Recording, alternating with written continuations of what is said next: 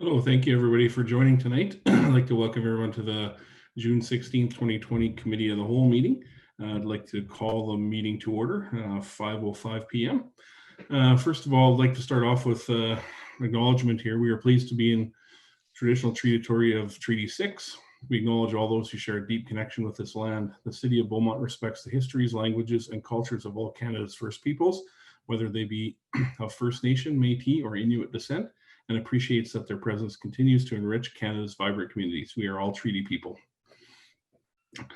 Thank you. I'm looking to see if there's any modifications to the agenda tonight. Thank you, your chair. Administration has one modification to the agenda. Addition to item 4B, multi-use recreation facilities under section 24 of the Freedom of Information Protection and Privacy Act. Thank you. Very good. Looking for a member of council to move the agenda as amended. Councillor Daniluk. So moved, Mr. Chairman. Thank you. Sounds good. Like everyone to vote and raise your hand and say aye. Aye. Aye. Aye. Looks good. Moved unanimously. Thank you. We'll look to the administration to open up the discussion tonight. Item 4, we have 4A, Performing Arts Feasibility Study, and invite, looks like Mr. Suter from administration to walk us through this one and get the discussion rolling. Thank you, Mr. Chair and members of the committee. First item is the Performing Arts Facility Feasibility Study. We also have Mr. Richard Schick from RWDI. He's joining the meeting. I'm not sure if we have him in the waiting room, but there he is. Okay, welcome, Mr. Schick. Tonight's topic is to provide the feasibility study for informational purposes and for feedback. Earlier this year, Council passed our Places and Play, Recreation Parks and Facility Master Plan. And one of the pieces in that master plan was the need was identified to do a feasibility study for a performing arts theater. So we've contracted that out to RWDI. Mr. Schick taking the lead on that project for us. We've been working closely with him over the last several months. We hope to get it to the committee of the whole a little earlier, but with the events of the world around us, sometimes these things take a little longer. So I know Mr. Schick, you prepared a PowerPoint and he's going to share his screen and work through that, if I can, Mr. Chair. Okay, well, here we go. If it works.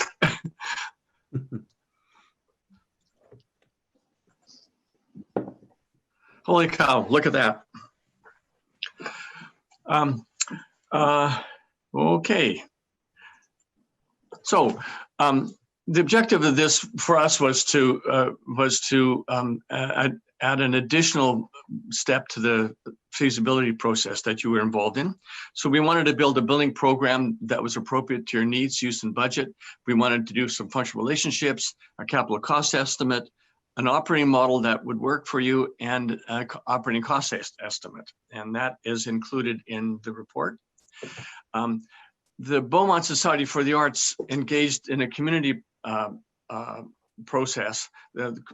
engaged the community in a process that required some facility public consultation. They produced a report summary of community consultation and needs assessment, which we had a copy of. And that report is the basis for the rest of the work that we did on the study. I'm gonna really power through this stuff because I want to leave as much time at the end of this for questions as I can. Out of the report that the society did, they listed a number of spaces or needs that they had, and these are listed here. Now, I think they were pretty sure that this is probably off the charts in terms of cost and in terms of size of the building, but it's still important to get it all out on the table. And then you can sort out what you can lose, what you can combine with other spaces, what you can move to other venues, those kinds of things. So we use this as our base document to develop the building program. I wanted to just say a couple of things about the theater in relationship to the rest of the project. The theater will always take precedence in this kind of project because it has the most community focus. It takes up the most area, and therefore it is the greatest driver of the capital cost. But on the other hand, it will bring more users to the center, and will be the most in revenue generation. So, and we like to say there are two uses for the theater. Two users for the theater. There are passive users and active users, and the active users are the actors and the magicians and the musicians and the performers and the lecturers and the people that you would have on the stage. But the passive users are the people who buy the tickets to see these people. The important thing to remember between those two is that we're building the theater not for the active users, but we're building the theater for the passive users. We're building it for the community to come and to take part in an event, a performance, those kinds of things. The BSA analysis determined 350 to 400 seats is the right size, and we agree with that assessment. We think that's probably about the right place for the community. We developed 3 building programs to address the needs. Option 1 was the full BSA requirement, all the spaces listed, 400 seats, everything in. Then we said, okay, well, let's have a modest requirement, and we kept the seating at 400 seats. We lost the black box theater, we lost the costume shop, 1 rehearsal hall, and some other spaces. We didn't assume that the losing of the black box and the costume shop was only an exercise and a reduction of area, not a reflection on what was important or prioritized within the community. We just wanted to create some scenarios so that you can see how that affected the size and the cost. And then we did a Spartan one. We reduced the 350 seats, and then we kept all the deletions we did in option 2, and we added some more deletions. So we cut it down quite significantly. And you'll see this in the next table. That is, so we've got 3 options. We've got gross square footage. Now, for those of you who may not understand the difference, the net square footage on a building is the paint on the wall to the paint on the wall. That's the net usable space. The gross up is what is allowance for wall thicknesses, electrical rooms, mechanical rooms, corridors, washrooms, janitor rooms, all of those kinds of spaces that you need to make the whole thing work and that are just given. So with option 1 is 55,000, almost 56,000 square feet. And option 2 is 42,000 square feet. And option 3 is 31,000 square feet. So you can see how reducing the areas, reducing the number of components in the building actually reduces the area. Now the next step was to drive capital cost. So what we did is we took the 3 options, and we divided out the construction costs in the more expensive components, which is the theater, the gallery, and the commons, which is the main entrance lobby areas. And we put that at $650 a square foot, which is pretty average. You might be able to do it for less. You might be able to do it for $550, but we wanted to be conservatives in our estimates. Then the multi-purpose areas and the offices and the visual arts components, we put at $450 a square foot. Again, you might be able to pare that down a bit when you get into the next phase. Then we had all of the FF&E and equipment. A lot of that is driven by the theater, probably 20%, 25% of that. And then professional fees, we just based on a percentage, I think about 15%, 16% for all of the engineers and consultants. We haven't allowed for an estimating contingency or construction contingency, and we haven't included any applicable tax or site acquisition or escalation costs. That's all these costs are in $2,020.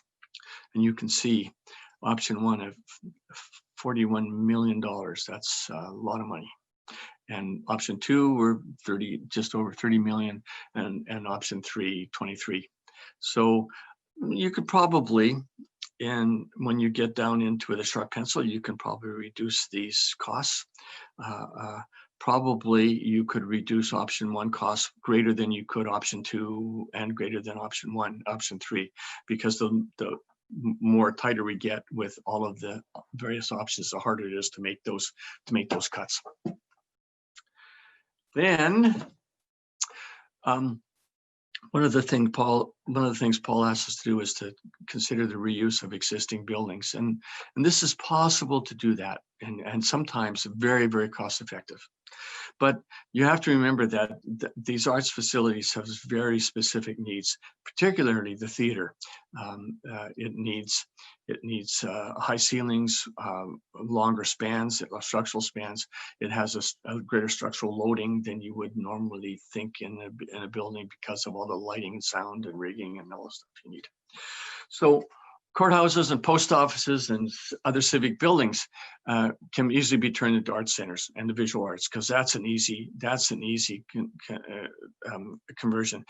Putting a theater in complicates it. It's not impossible, but you could. What it would take is, if you wanted us to have a good look at that, we'd have to come in on site and have a good look at the thing. And you don't necessarily need an architect at this point, but you would need us and a structural engineer, basically. That's it. There are a lot of adaptive reuse of buildings, and that's definitely a way to go if you've got the existing space. An old gymnasium from a school, or an old gym in a rec center, like I said, would probably work for the theater, courthouses, post offices, and other things. You have to be careful with some of these older buildings, because they have a lot of asbestos and lead paint.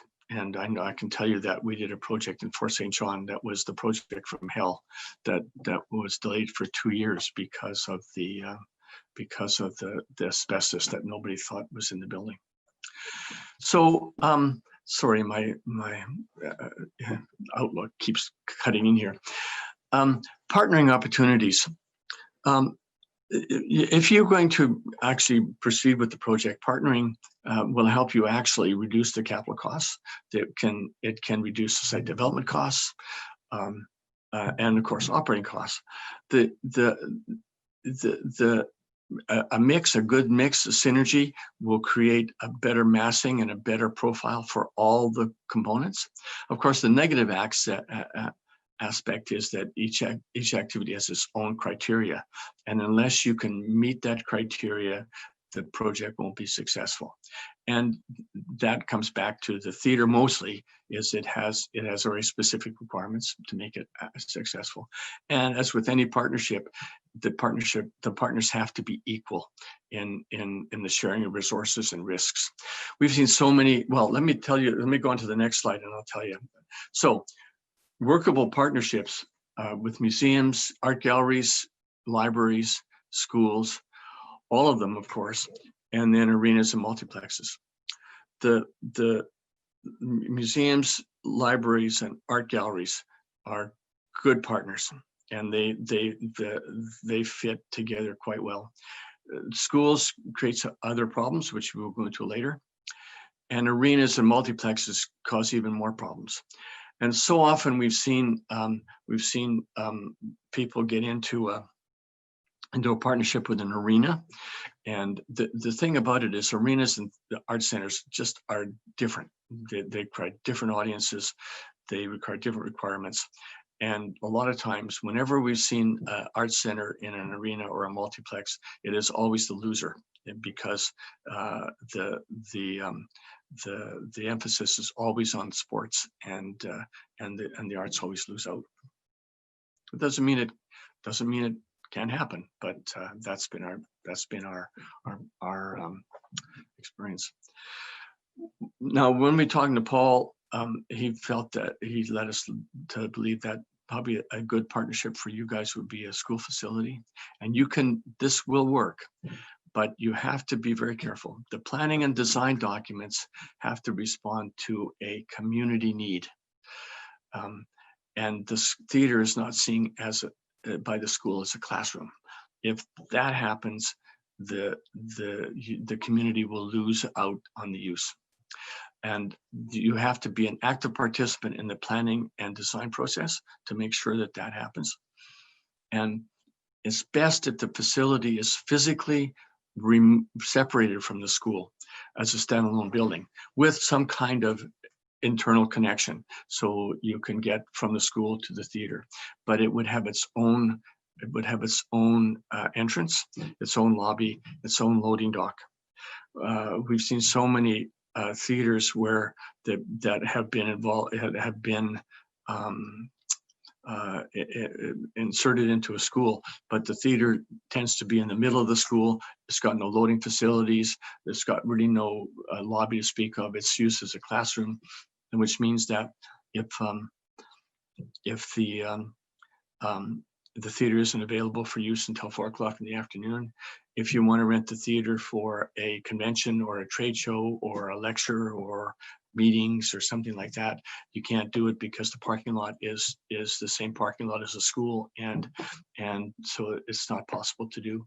So it goes right to your bottom line in terms of operations, because it reduces the revenue you can generate. So, and therefore, it's important that the facility is operated independently by the school, independently from the school. And that means that if the school's an investor, both in terms of capital and in terms of operational costs, then their return on that investment is the use of the school, of the facility, for X number of days a year, X number of days a month, other kinds of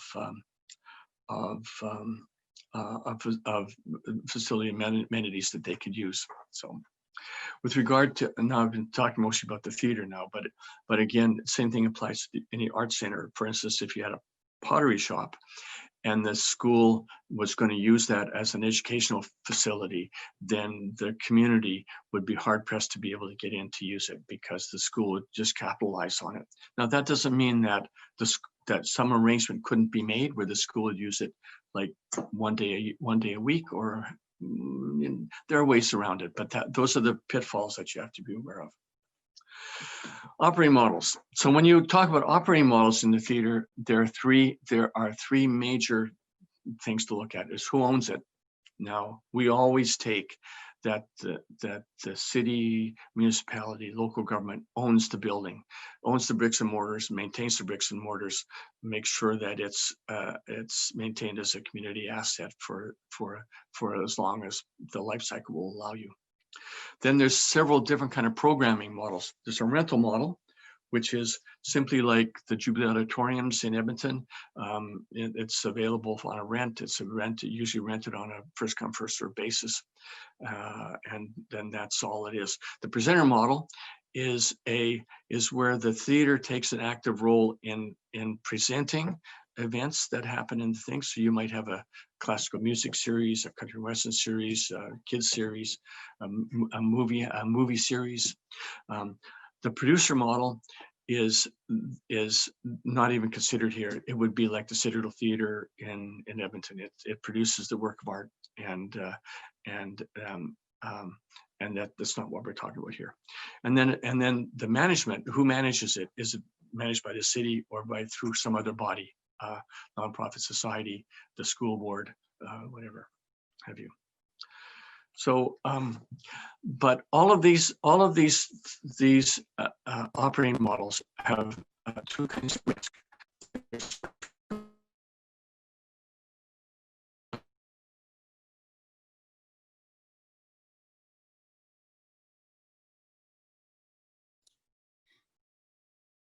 I'm not sure if we lost the presenter there. Can't hear him. No, I can't hear either. It was just when he switched to this slide that we lost him, that I lost him. I don't know if the rest of you had the same experience. Yeah, he's cold. Picture's frozen. Admin, can you still hear him? John is frozen. Paul, do you have his cell number, perchance? Sorry, Steve. I didn't mean to overstep there. Sorry. All good. I was presumably busily talking to a dead screen, unfortunately, but Okay, well, we'll just hang tough a sec while we get him so we can get back online. Come back out and come back in. It was really interesting up to that point. Nope, pretty good information. He definitely knows what he's talking about. Yeah, super good report.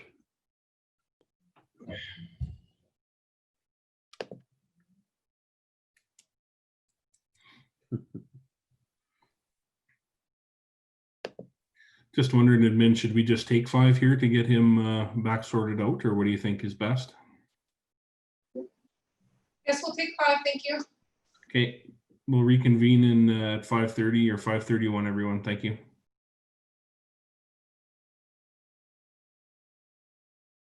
Perfect, thank you. Yeah, short technical glitch there, everyone. Sorry about that, but Richard is back with us, and we're just going to continue on the slide that he was on speaking to risk. So Richard, the floor is yours. Thank you. Thank you. The two kinds of risk, short-term and long-term. The short-term risk happens when you have a rental model operated by the city. Your short-term risk is the month-to-month, yearly risk in terms of financial risk, because there's no, if you start to lose money, you can ramp up, you can do other things. The long-term risk is when you turn the operation over to a nonprofit society, and they take on the short-term risk, and then your long-term risk for the city is that they operate for 10 years, 5 years. They run up a $200,000 deficit, and then they give you back the keys and say, well, we don't want to do this anymore. And then you have maybe a legal or at least a moral obligation to assume the debt of the nonprofit society. So unless you've written in terms in an operating agreement, you could be stuck. What we usually recommend when you have a nonprofit society operating a civic building is the treasurer of the city sits on the board of directors, and then if things long-term advance if the thing's going to go pear-shaped. So that then leads us to the next slide, which is the operating models. Rental model, city-owned and operated. Rental model, city-owned and society-operated. Rental presenter model, city-owned and operated. Renter presenter model, city-owned, society-operated. So you can see that your short-term risk is high in rental model, but low in long-term. The second one is low for the city in short-term, but high in long-term. And the same thing applies to the other two. I guess the thing about it is that you have to decide what you want to do for the community. Do you want to just be a facility that anybody can run and can rent and put on a performance like you would rent ice time in the arena? Or do you want to have some I say control, but that's not the right word, that where you can massage the artistic content of the theater and provide a wide range of things to the community, where you take on some of the risk, which means that you could probably do more because you've got deeper pockets than a nonprofit society. I've gone into more detail of those in the report. I don't want to belabor them here, but they're there for you to read. We like to say that you divide your operating budget for the facility into 3 budgets: the administration budget, the building maintenance budget, and the programming budget. The administration budget is doors open, what it costs you to actually open the building. If nobody ever came, that's sort of what it would cost you to do. The building maintenance budget, it includes all the hydro and insurance and maintaining the building and those kinds of things, usually done by your facilities department. The programming budget is where you have the greatest risk, and that's where all of the stuff that you would present would be, and you hope that would break even or make a little bit of money.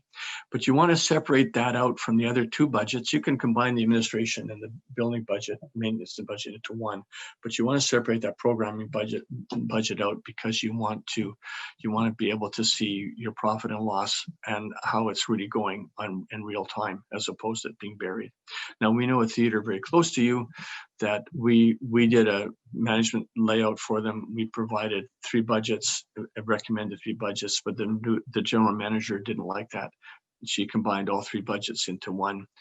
And when they fired her in the first 4 months of the first season, and they took over, they realized they thought they were in good shape, and they realized when they looked at the books, they had a $200,000 deficit, because the programming budget was buried in the rest of the budget and you couldn't really see it. So that's why we like to keep it separate. And then the last slide, administration and maintenance cost, approximately $700,000 to $900,000 a year with a 40% to 60% recovery. Now that cost and the recovery, it depends on what's in the building and how big it is and how well it's built, and how you manage it. So that's my PowerPoint, and I hope I did rush through that, but I wanted to give you as much time for questions as you possibly could. So I'm at your convenience. Sounds good. Thank you for that. Yeah, it was a weighty report to get through, and there's a whole bunch to consider as one would gander. Why can't it be more simple? But it's never more simple. No. Okay, so I'll open up the council for questions, and as we do our questions, maybe let's finish out kind of a theme at a time. I don't know where we'll start in the questions, but if we get on a theme of timeline or a theme of location or a theme of budget or whatever, let's try and group those questions the best we can and round out that piece of the conversation and then move on to another theme. So we'll use the electronic hand raises here, and I think I see Councillor Hendricks, followed by Councillor Danlock, followed by Councillor Stout. So Councillor Hendricks, floor is yours.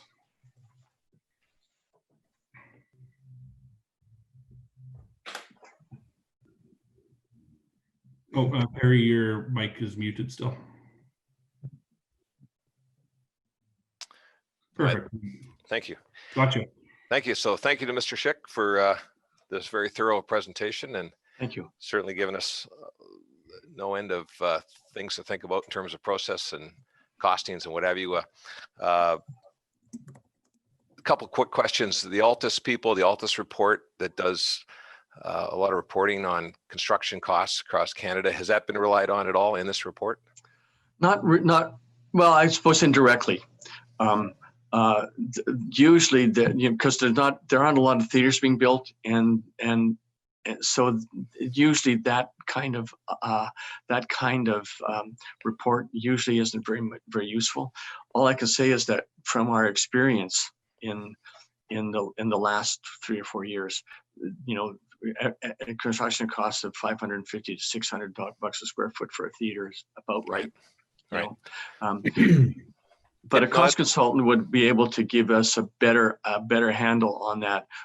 Again, the problem is that there's so many balls in the air. What's in, what's out, what's on the table. It's hard to get an idea. If you move on to the next phase, then you might be able to get a cost consultant in that would give us a better idea. Right. Unfortunately, sorry, one last thing. There's 2 ways to cost it. You can get a contractor to come in and tell you what he thinks. You get a cost consultant to come in and tell you. The cost consultant is high, the contractor's low, because the cost consultant is covering their buns and the contractor wants to do the job. So you're somewhere in between. So full disclosure, I'm a design build contractor. Okay, well there you go. And I've just wrapped up 40 years this year, so and still moving forward. But and having done a facility like this, so thank you. But Okay. but to that point, I just want to take you back to documents that I provided Mr. Tolley and others. I did give them the updated Altus report, for Canada-wide for this type of construction. I did provide Mr. Tolley and his group with some thoughts about the Mary Winspear Center in Sydney, BC. In fact, I did a complete tour. I was able to get a complete set of not working drawings, but schematics, layouts. So when I see how Mary Winspear operates, and I talked to some of their people in the admin side over there, and I see Beaumont with the CCBCC, and I see what we're lacking in the boxes of issues. When I look at this layout, the CCBCC is pretty close. It's missing the theater component, but everything else you asked for is pretty much in that facility. So it would be interesting to have a pro forma done to see what would happen if you hooked on the theater component to that facility and see if that would help with generating revenues. Yes. I agree with your percentage of ask as to what you can consider to get out of it. You're not getting 100 dollars, but perhaps we'd get better dollars than what we're currently getting, out of that facility, given we don't have that theater component piece. Right. So I would hope that, as Mr. Suter and others are working forward through this process, that they're going to take that CCBCC and analyze it with the theater component attached to it. And having talked to the Mary Winspear people, they said they'd be happy to discuss what their experiences are. That's a fantastic model, in my opinion. I've been to that facility. I've been to a number of shows there. It's I'm not sure which model it follows when you talk about a group community style, but it's an interesting place. That's a good example of how you can marry things of different activities in one building. It's very successful. I can tell you honest, I'm not a fan of the theater. It's a bit, the shape is just wrong, especially for music, but that's just a design thing. Fundamentally it's a good, and it's used to death. Yeah, it's book solid. Burton Cummings just did a short lately. All these, a lot of artists that travel Canada wide. Rex Murphy, he spent some time on stage. So it may need a shaping requirement. Yes, exactly. And Orchestratal Arts out of Toronto, or whoever it is that is used to create the acoustics piece. There's lots of consultants out there. I've used Orchestratal Arts personally in the past on a facility here in Edmonton. So there's those people can get that fixed. But in an attempt to get this to the finish line so that this will in fact get built, I think we really got to look at our facility, what we currently have. It's the CCBCC. And I appreciate you're talking about some of the older products that would not handle this. This is brand new by any definition. And so we don't have the asbestos issues or anything else. Right. And we have all the boxes checked off in terms of all the other issues other than the theater physical. Everything else is there. So that those would be my comments. Okay, thanks, Councillor. We'll move on to Councillor Danlock next, please. Thank you, Mr. Chairman. I think Councillor Hensrick read my mind about the idea of possibly retrofitting the CCBCC with a theater component, but along the lines of construction ideas, I like the idea of grouping our questions in one area. So with regards to construction, Mr. Schick, I noticed in your report, we're looking at mostly in the options 1, 2, and 3, essentially a standalone building is what the pricing is based on. And I know we talked about the ability of maybe tacking on our facility, future arts facility onto an existing school property or one that's being built. And you mentioned about the idea of having separation, which I agree with, but looking at your page 56 of your report, the outdoor design you show there, I'm wondering if, in your opinion, from a construction cost perspective, could not the facility have a common wall with the school? And it would take a lot of HVAC and the air conditioning heating systems could be somehow commingled in the two facilities. That would definitely keep some of the costs down as well. So is that a reasonable assumption? It is. I think that a good model for that is the Shell Theater in Fort Saskatchewan, which again was one of our buildings. Is if you go there, it's connected to a recreation center, but it has its own entrance, has its own loading dock. It's connected, but it's still separate. And I think that's what you need. Is one of the things that we find a lot of times is if you connect it to the school, it's actually a hard connection. Then sometimes you have some zoning and some security issues that you can't that you have hard trouble dealing with. But if you start with a blank piece of paper and everybody understands what the process is, then you can resolve that. We're doing right now we're doing a design build with the city of Vancouver School Board. It's a redevelopment of a new school, 800, 900 students high school. It has a theater in it, and we wrote the specification for the design build teams to respond to. And we've managed to get the facility on the outside of the building, so it has direct access to the lobby, direct access to the loading dock, and separated from the building and secured, and it can be zoned. So in other words, you can lock the whole building, the rest of the school off, and still operate the theater. So it is possible to do that. Is possible. Thank you very much. Yep. One more quick construction question, Mr. Chairman. Other question on the topic, I'll come back to at a later time, and I'll be on top of construction. So the last point on the construction then is the three options, I believe, for people listening at home, especially haven't seen the report, are based on no additional land costs. That's correct. So all three models, if we were to build a standalone facility at a separate piece of land, we'd be looking at potentially $3 or $4 million between land costs, parking, and all that sort of thing on top of these estimates in the report. Is that correct? That is correct, and that's one thing. That's one of the Achilles heels of these kinds of reports is that you in order to assign a cost of that, you'd have to know what the property is. Right. If you build the theater in the core of the city, then parking is less of an issue because you use existing parking, right? Now you need about 2.3 parking stalls for 2.3 people per parking stall. Right. Unless you're doing multicultural events or lots of children's theater. People come to the theater as a date, or if this multicultural, they come as family groups, and same with children's. So, but 2.3 per 2.3 people per car. So that's a lot of space actually. So 400-seat theater, you're going to need 180, 200 parking stalls. Okay, thank you. I'll give the floor, Mr. Chairman. Thank you. Sounds good. We got Councillor Stout next, followed by Councillor Monkoff-Swing. Thank you, Mr. Chairman. Hi, Mr. Sheikh. I see you got the memo to grow a white moustache and wear a blue shirt. Thanks for the report. It's very comprehensive, very thorough.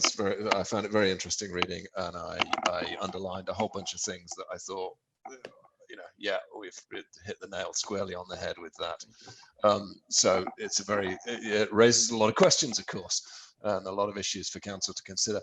A couple of quick questions. I'm not sure if this is construction related or not, Mr. Chair, but first one, there's a couple of references to the size of the theatre being 350, 400 seats, and that's taken as a given. That's drawn from some work that the Beaumont Society for the Arts did, I believe. Yes. You allude to, but there is also a reference in as a possibility of reducing costs of building a smaller 200, 250 seat theatre, yes. I think. How do we know 350 to 400 is the right size? What is that based on? Well, that's always a problem, is what do you need right now? which might be 250 seats. And what are you going to need in 10 years? Because you're going to build this building, but you're not going to build another one for a long time. So you want to build something that you can grow into, but something that isn't too big, because the artistic growth and the community growth will be stifled if you make it too small or too big. And it really is, honestly, it's a crapshoot, you know. Unless you have a community that's got a theater or got a couple of theaters, and you can go and say, okay, well, what are you doing? How much does it cost? How are you booked? How do you have any turnaways? And then you can really grapple with exactly what is the missing component of the inventory that you have in a community. But where you have a community where you don't have a theater, then you really have nothing to grasp a hold of to base it on. You know, it's sort of like what was it that they said, if you build it, they will come, which isn't always the case, but that's why when we looked at the community, we looked at the population, and we said, okay, well, 400 seats, that's about right. The difference in cost between 350 seats and 400 seats is negligible, $500,000 maybe. But if you slip it down to 250 seats, now it's a different kind of theater. At 400 seats, it's a proscenium theater, which is actually the most flexible, most used, has the most number of uses. A 250 seat theater is more like a studio space to do workshops and new work and those kinds of things. So that's why we think 400 seats is probably about the right size. But again, I can't give you any hard facts to substantiate that. Okay, so so it's more of a gut feel that this sort of theatre works for this multi-use purposing that we're proposing for it. Yeah, and gives you enough growth for the next 10 years. Yes. Although again, that's we don't know what growth we're going to get, although we are certainly planning for it. All right, thank you. Appreciate that. What's you made a reference to the theatre in Hinton? Yes. Earlier. What size is that? Is that 153 seats? Okay, but that's quite a bit smaller then. Oh yeah, but it was driven by the existing venue, because what the existing venue was the old fire hall, and the theater is in the truck base. Yep. So that was the maximum amount that we could fit in.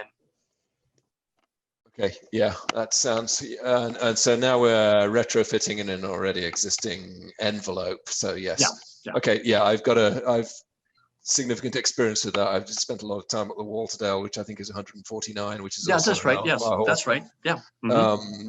And there's the Manlock down in Wetaskiwin, which I think off the top of my head is about 180, 200. Yeah, I don't know that one. In the old waterworks building there. But okay, which brings me, can I ask a second question, Mr. Chair?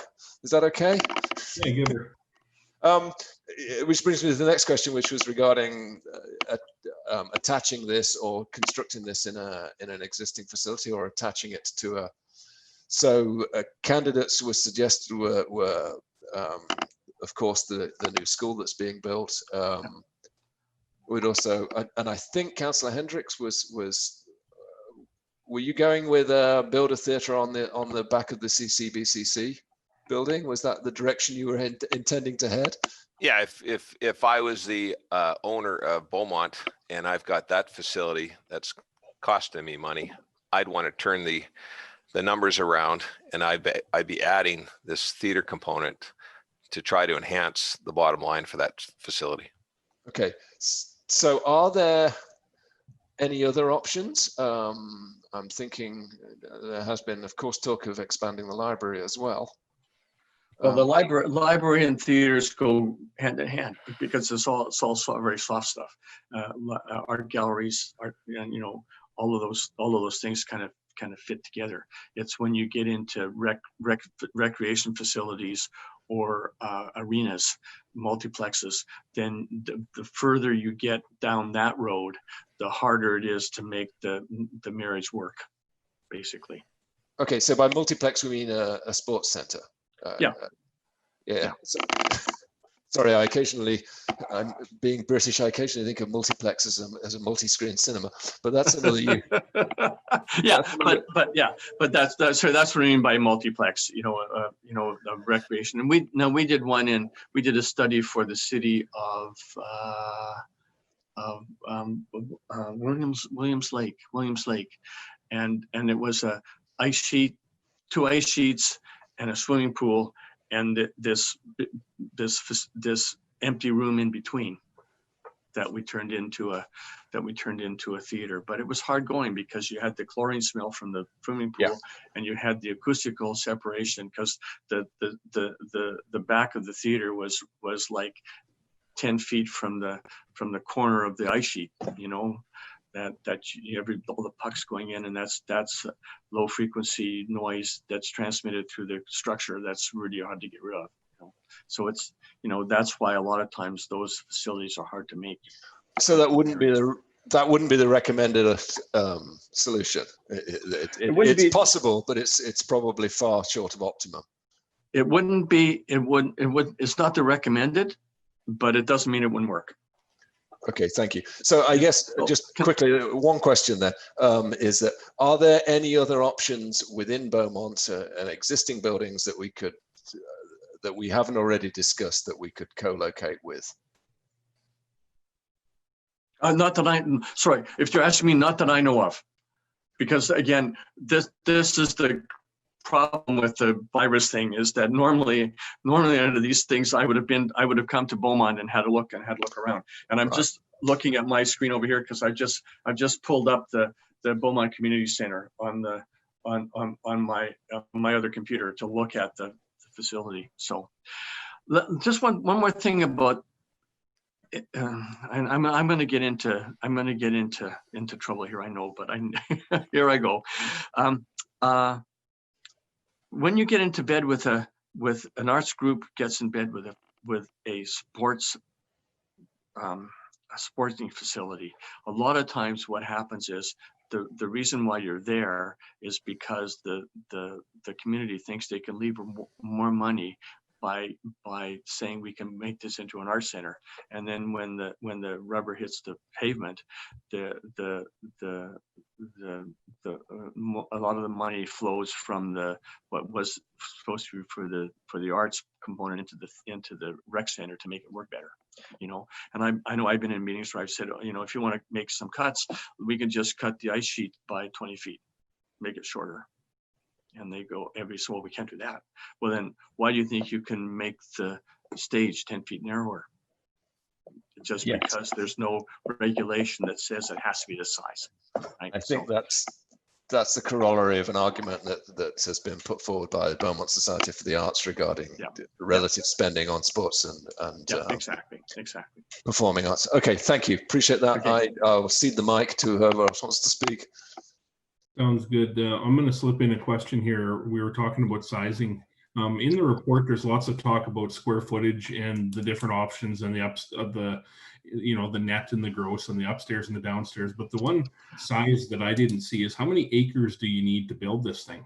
So you need a building, you need the walkways, you need 175 parking stalls. Well, what I did is on page 49 of the study, I did a footprint study, and I said, okay, for option 1, the ground floor is 36,000 square feet. That's what you would need. That's your footprint.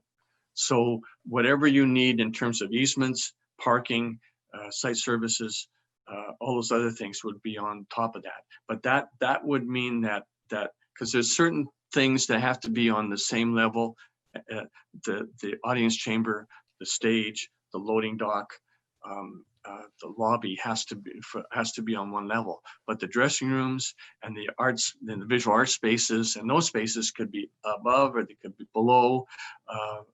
They don't need to. That doesn't set the footprint. So the footprint is 36,000 square feet, and I don't know off the top of my head how many square feet is in an acre. Okay, yeah, no, that's fine. Yeah, I just was mostly asking to see if there was a number in the report I was missing, because that's another thing we'll have to consider as we move forward. You know, we look at something that Councillor Hendricks was talking about, then it's just taking the theater footprint and bolting it on, versus, you know, starting with a box somewhere, be it attached to a school or standalone. You know, no matter what we do, we're going to need to park. No matter what we do, we're going to need, you know, the different components. Right? So, well, that's why I did the footprint summary. So what the footprint summary goes to is sites. So when you start to look at sites, you can go back and say, okay, well, you know, my footprint for my modest is 27,000, 28,000 square feet. Is it going to fit on this site?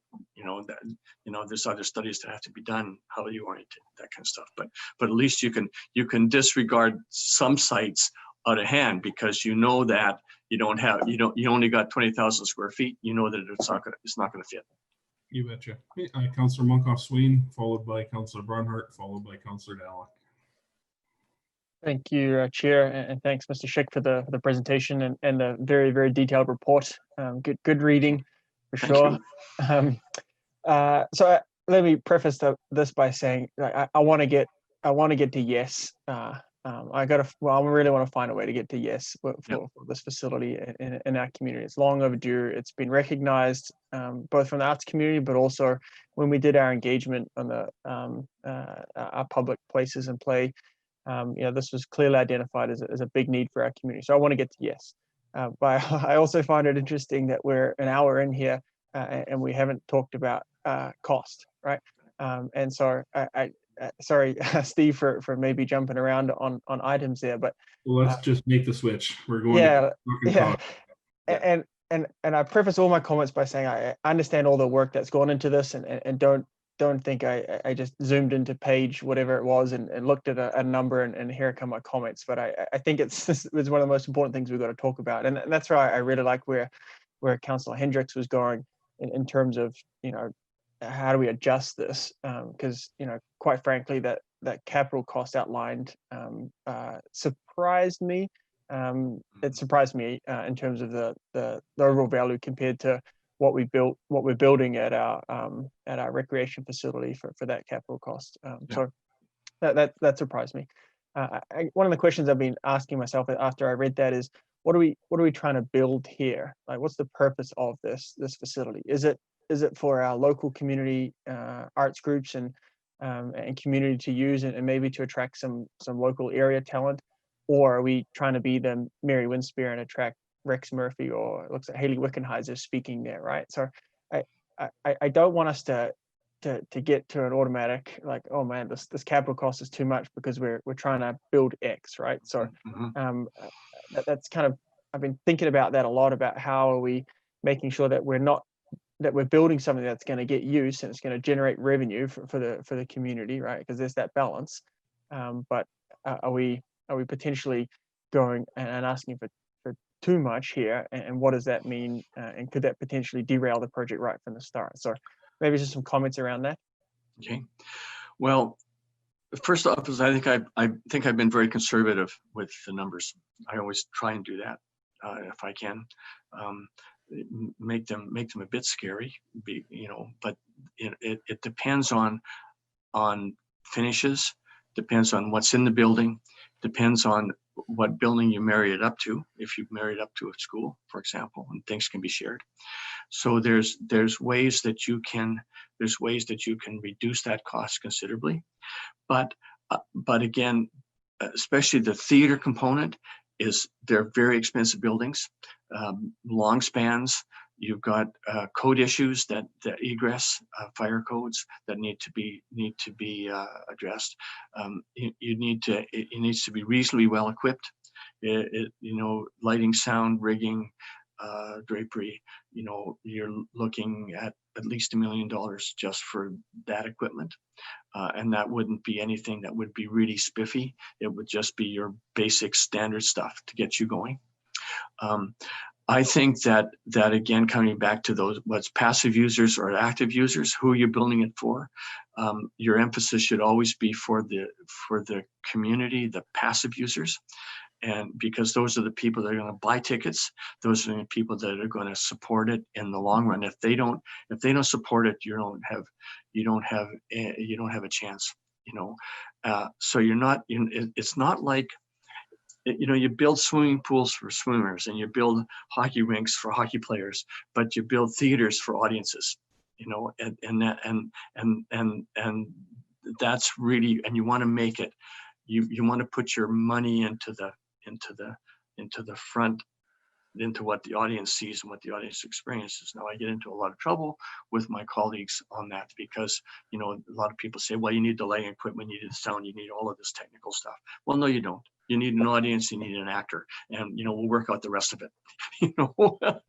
And yeah, sorry, I appreciate your comments, and that's kind of where I was going around, and kind of, again, Councillor Hendricks alluded it to, where, you know, can we do this in stages, and that you know, brings its own problems along with that, but you know, excuse the pun around stages, but, you know, are we able to kind of look at just that theater piece, because ultimately, you know, that's the primary, I would say, need from the feedback that I've heard, is just that theater piece, right? And so whether that can fit or not, who knows?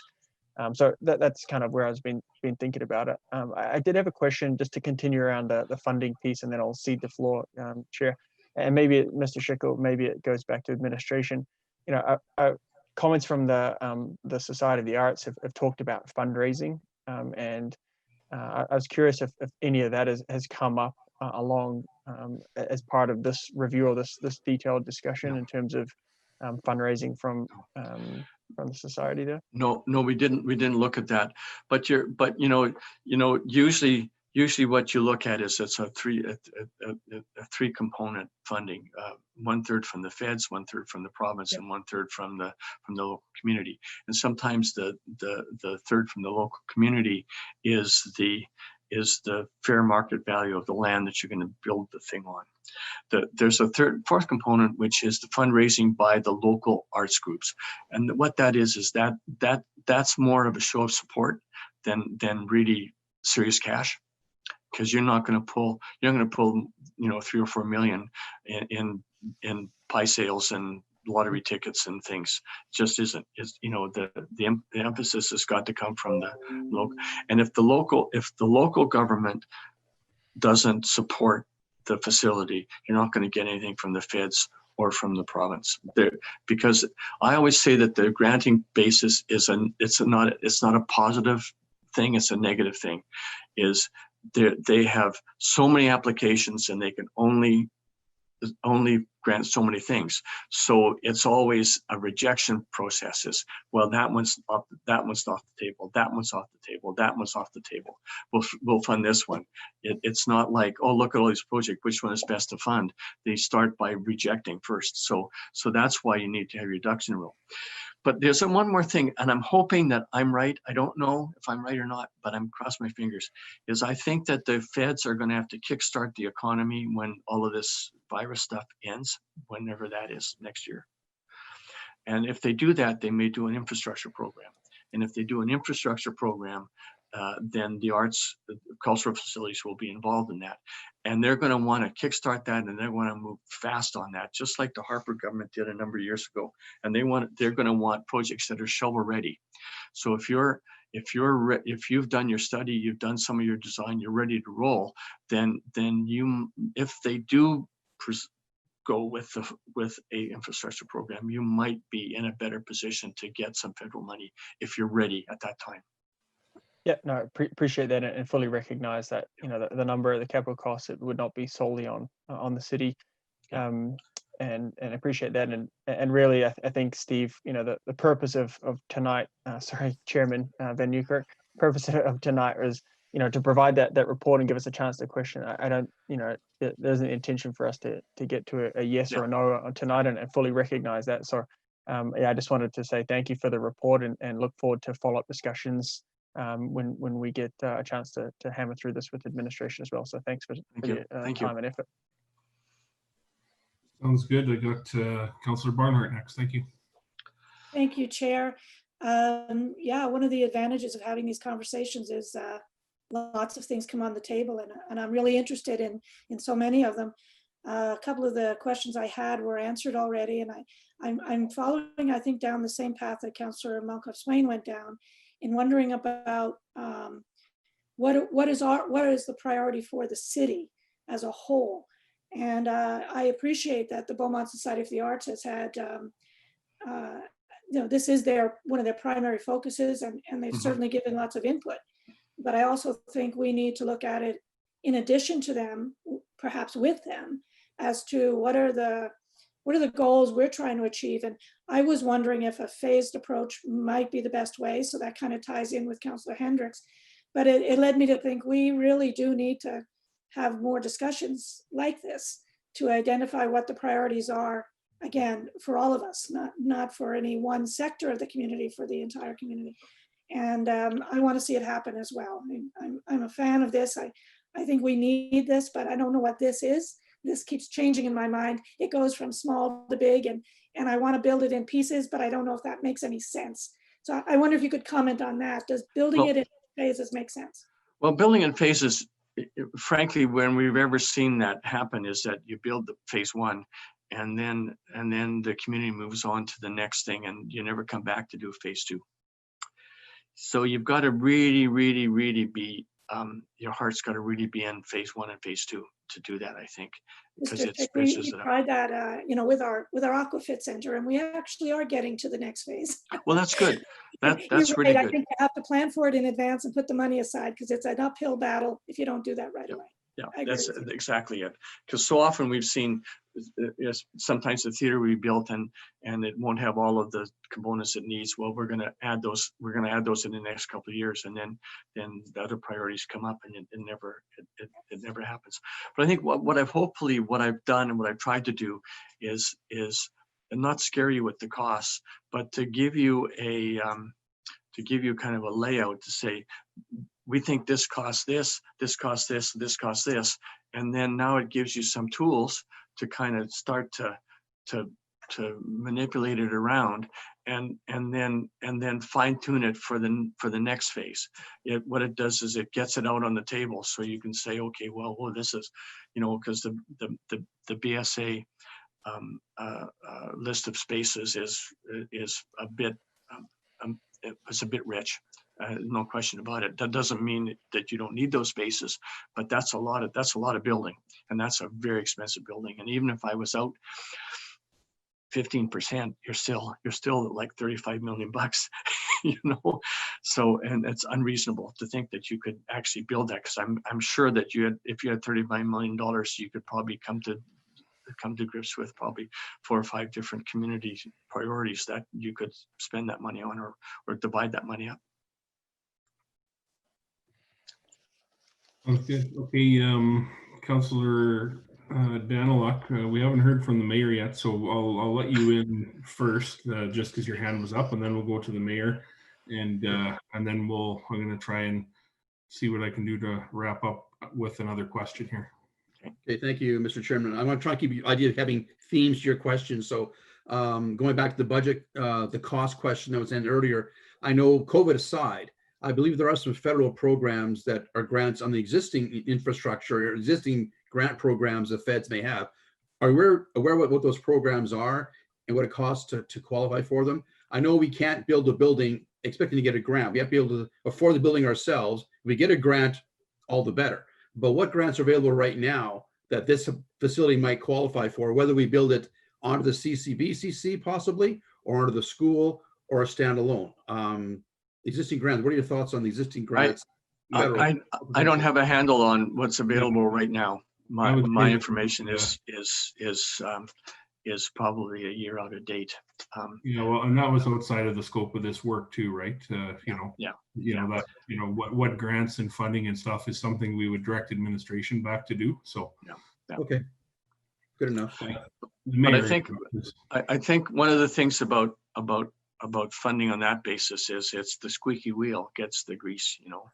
It's the fire in the belly, you know, saying we got to have this space and we're going to make it work and we're going to get the money, and you hound your MLAs and you hound your MPs, and you know, you just make a bloody nuisance of yourself until somebody gives you some money. You know, because you know that sometimes we've seen people that get funds and we think, whoa, how did you ever do that? You know, and it was because they had connections and they had tenacity. You know, they got to build it. It's got to be built. Yeah, I think it's good for our community as well. Thank you. Oh, absolutely. Yeah. Mayor Stewart, you're up.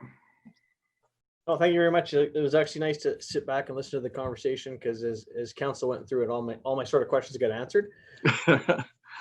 I'm sort of trying to push this down the road a little bit, because I'm sort of where Councillor Monk swinging at. I really want to get to yes. Some of the numbers in there sort of scared me from what I had in the back of my head as to what we could afford and what we can do. And so what I'm hoping that we can do tonight is we can, because it's a really exciting project, I want to see it happen. So but maybe we push back to admin to do some work on, and we go back through and examine the options. It's a great option. I never thought of that one until Councillor Hendricks brought it up, because maybe we can add on there and do some parking lot work, add it onto the school. And then they can come back and do a real funding analysis and see how it goes, because we're already scheduled to use our growth to fund the BSRC operating expenses as we go. And if we can find, and for me, the more danger here is we can probably find the capital through debentures and grants and other things if we had to. We really want to take a close look at what it's going to take to operate this thing in the future going forward. So if it costs $900,000 a year, and that's over and above the 40 to 60% cost recovery, that's one of the clarifying questions I had. That your cost recovery was within that money, so that's not over and above. So if it was $1 million, then your cost recovery is $400,000 to $600,000. Okay, so we had $1 million to operate it, and we'd have to find another 500,000, which is a couple of percentage point tax increase, or we have to wait for some time, or we can fund it through growth. Yeah. And so that for me is sort of the tricky things. And so for me, I would accept the information tonight and Mr. Chair, and then push it back to admin to get some of those answers for us and see how it goes. Because we got some opportunities here, but we got some windows that are closing too on stimulus funds and so I wouldn't want to see it. But that's my comment tonight. And no, that's good. And that's where I was kind of directing to, is we've got a lot of information here now, and we've asked a bunch of questions, and there's still a lot more to come. The one path that we haven't talked about, Mr. Schick, is just timelines. When you go to build let's say if we built the standalone structure, just say we went with the middle of the road standalone structure, what timeline have you seen for that to come together? 1 year to design it, 18 months to build it, that kind of thing. Okay. So a year and a half. One thing I just want to say, go back to your budget, because of course, you know, I was dealing with this up in the air somewhere. What you may want to do is say, okay, what do you think a realistic budget is to build? And then we'll reverse engineer it and say, okay, well, if that's the money you've got, what can we put in it? And how can we make that fit? Can we have a theater? Can we have a multi-purpose room? Can we have a pottery shop?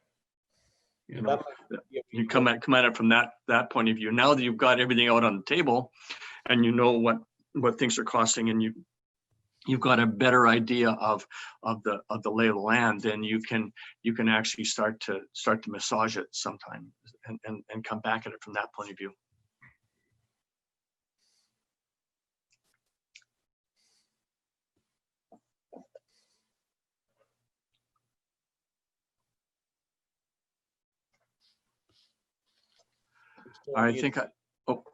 Steve, I think you're still muted. Oh, there we go.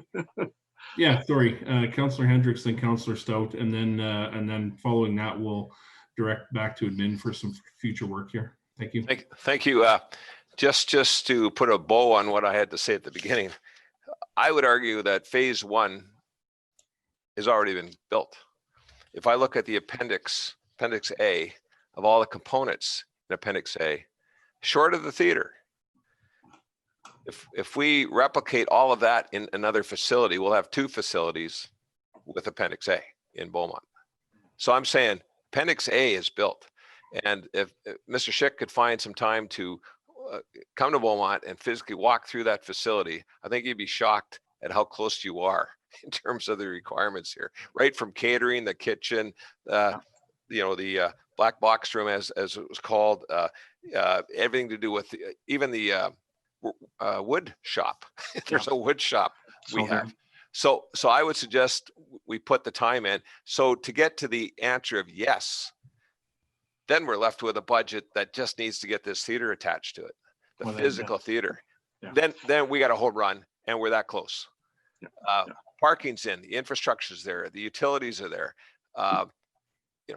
There's not much left other than, and in fact, during the design of the CCBCC, that case was made that there should have been some kind of theater arrangement put into that facility. Yes. So we're that close to pulling it off. I think we take the site plan, we take a building that's just a few years old, we don't have any of the asbestos issues or anything else like that, and factor that into this design, and all of a sudden you got a piece of math that has a yes to it, that can be done very quickly and very inexpensively. We step away from $40 to $50 million, we knock ourselves back to $8 or $9 million. All of a sudden we got this thing done. But if we try to do a standalone, and to your point about area coverage, if you do a 36,000 square foot facility, it's 40% coverage. An acre is 43,000 square feet. You're looking at 3 acres that you'd have to find somewhere. Yeah. Right? Yeah. So, and then the parking and everything else. This to me is a home run. Why replicate what we already have? We just got to finish what we already have. Phase 1's done. The theater's phase 2. That's where I would be. So. Okay. Yeah, I'm just looking while you were talking at the various layouts and stuff. There's a lot of things in here. The banquet's already there. I mean, really, what you need is a lobby and a theater and some dressing rooms. That's right. Well, Perry, you wrap things up pretty good. Martin, we'll give you a quick go here, and then we're going to direct this back to admin. Okay, thank you, Mr. Chair. Yes, following right. Well, first of all, I'm going to have to add my voice is that very much yes. As everybody else has said this, and I'm definitely on side. I very much want to get to yes on this, and to a supportable start line. Yeah, it's been a dream of mine for 20 years, and my buddy Grant Tolley for probably more like 30. So, following up on what Perry just said, I agree. To me, that's the issue of adding a theatre space. I think you said, Mr. Schick, theatre space, changing rooms, and a lobby. And I just quickly grabbed the numbers from your report there. So the 350-seat theatre was proposed at 30,953 square feet. So $550 a square foot. That's a $17 million add-on. Well, but phase 2, there's still there's additional spaces in there that you would need to strip out. It wouldn't be 17. So we'd be 10, 12, maybe you could squeeze it into. Okay. So I'm pulling figures out of the air. Yeah, I understand that, but that's good to hear, because that becomes a lot more palatable and a lot more doable in the short term. And I want to get this. I want to die with memories, not dreams. So that's where I'm going with this. And the other thing I wanted to add was, I think your closing, or one of your closing comments was, and I think is the decision, is what council really needs to address is, what do we want this to be to the community? That's the key question. Because when we make that decision, then the rest follows, I think. That's good. I'm gonna just interject there, and I'm gonna trip over to admin here. I'd like to hear from CEO Schwartz here, see if he can sum this up for us a little bit. Yes, thank you very much, Councilor Van Kirk, to the rest of council, members of the public. As I listen to the different topics that council is musing around right now, a suggestion I would make is direct administration to come back to a committee of the whole to talk about, to allow council to debate the options. You know, is this a standalone? Is this a new facility? The last question that Councillor Stout just said, you know, what do we want this to be for our community? I think that discussion needs to be had amongst council. You could even dive into the operating models perhaps, and even the budget. And once we have those parameters and debated by council, then we can go out and do some more work and bring back those details. You know, there seemed to be a lot of discussion. We went out with the lens of bolting this on to a new facility, the school site. The discussion that I'm hearing about the possibility of the CCBCC, we have not explored that, and we didn't get Rick to help us explore that either. So that's a different direction. So I would offer that we have that debate. Council has that debate at an upcoming committee. Grab some direction from the end, and we'll get some more information. Sounds good to me. So so I'll put forward the motion that we direct it back to administration to a future committee of the whole meeting. What is a good timeline to put on that, CEO Schwartz? Let me ask council, how critical is it to council? We can make it work. Mayor, your hand just popped up. Yeah, I'm just, well, my discussion was around a timeline too. Currently coming to council, the next council meeting is the summer schedule. So if we refer it back to a committee of the whole, it's not going to hit till September or the August meeting if we don't cancel the August meeting. But if this is something that we want council to do, and I know we have options with that school site and CCBCC and other things, I would suggest that council consider squeezing this debate into before we break for the summer, if it's that important to council. Otherwise, this is going to drag into the fall and drag out some more. And no offense to the world, but we're on a bit of a timeline here. We got a little over a year left to go to make this happen. So I'd like to get this done sooner than later, if it's council's will to do it. CEO, what would the timeline be there? Do you think then? What do we bring it back?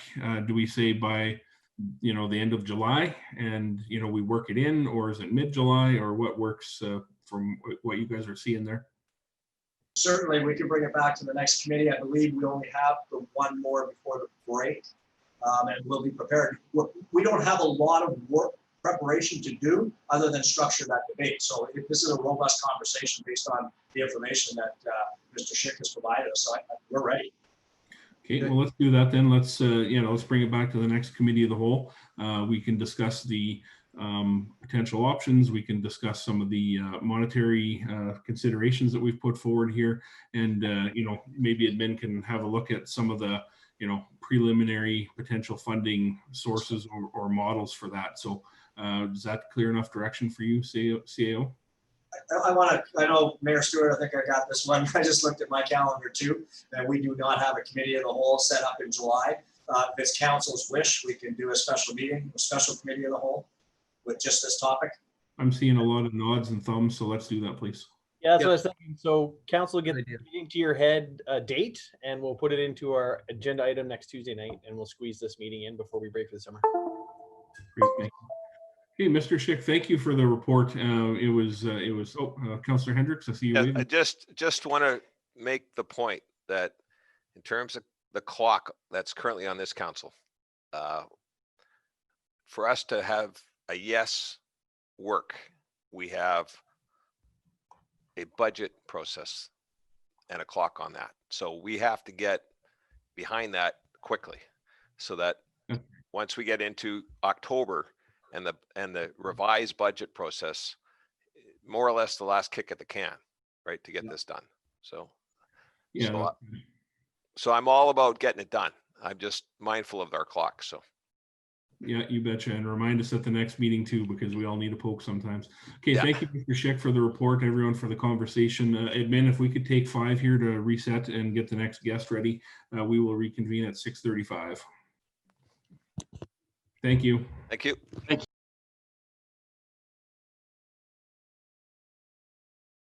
Sounds good. Welcome back, everyone, for all those who are watching at home. I'd just like to turn it over to admin now to introduce our next presentation.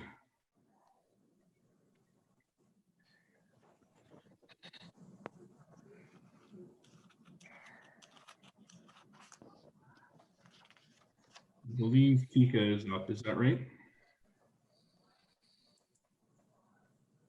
Perfect. There we go. Oh, you're still muted. Good evening, Chair and Committee. This evening, we're going to have a presentation from the Edmonton Metropolitan Region Board and the Mayor of Devon on the Metropolitan Servicing Plan. So with that, I'm going to hand it over to, I believe, Sharon, and have a great presentation. We're actually going to start with Mayor Ralph, who's got some interesting, CEO Whitchuck, and then Mayor Ralph, and then myself. Okay. That was great. Thank you. Thank you. And thanks for having us this evening. I actually get the easy part of this job tonight. I have to tell you, I speak for about 30 seconds and then I turn it over to Mayor Ralph and to Sharon. But I want to make just a short introductory, some short introductory comments. We're really pleased to be here with you tonight as a part of the team who will be presenting the inaugural MRSP for the Edmonton Metropolitan Region. Of course, my name is Karen Whitchuck and I'm the CEO of the EMRB. Really, I'm here to introduce Mayor Ralph, and it's my pleasure to introduce him from the town of Devon. Mayor Ralph has served as the chair of the MRSP task force since its inception in January of 2018. I want you to know that Mayor Ralph has been an outstanding chair. He has shown true regional leadership in helping to shepherd this important work forward. Mayor Ralph has committed countless hours to help ensure its success. Case in point, Mayor Ralph is making an effort to attend as many council presentations as possible and has already committed to 12 of the 13 council presentations throughout the region.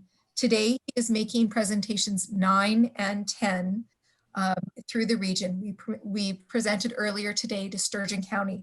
So now I'll turn it over to Mayor Ralph and he will introduce the MRSP to you. Well, thank you very much, Karen, for that kind introduction. On behalf of the Edmonton Metropolitan Regional Board and as the chair of the Edmonton Metropolitan Regional Servicing Plan Task Force, I wish to thank Mayor Stewart and Council for the City of Beaumont for the opportunity to present to you today. In our time together today, we will share the work of our task force, advisory group, and technical working groups in the development of the inaugural EMRB 2019 Metropolitan Regional Servicing Plan Report, or the MRSP. I will also like to acknowledge the expertise, commitment, and hard work demonstrated by our members of the task force, as well as the advisory working groups in making tremendous progress on behalf of the municipalities in the region. We look forward to hearing comments and feedback from Council to further inform and refine this important work. Before we begin the presentation, I would like to provide you with a brief overview of the MRSP and for you to understand my involvement, not just in providing leadership to this initiative through my role as chair, but in championing the objectives and intended outcomes we seek to achieve through the MRSP. The MRSP report represents a significant milestone in the development of our servicing plan and in fulfillment of our mandate under the Provincial Edmonton Metropolitan Regional Board regulation. The MRSP is an essential tool to support the ongoing implementation of the Edmonton Metropolitan Regional Growth Plan. Our work in developing the MRSP represents our commitment to work together in the region to achieve responsible growth and ensure many of the municipal services needed to support and enhance the quality of life for all of our residents are effective, sustainable, and remain affordable for current and future generations. Of course, as you know, as the mayor of the town of Devon, I represent a municipality with a population of just over 6,500 people. Of the 13 municipalities which comprise the Edmonton Metropolitan Region, Devon is the smallest municipality represented at our board. Yet we share the same demands and pressures experienced across the region. The ability for our town to respond to many challenges we face is limited. We simply don't have the capacity nor the resources to respond to all of it ourselves. This is true not just for the town of Devon, but for all the municipalities in the region, whether small or large. And while we may formally draw municipal borders, Fires, storms, other emergencies don't respect such boundaries.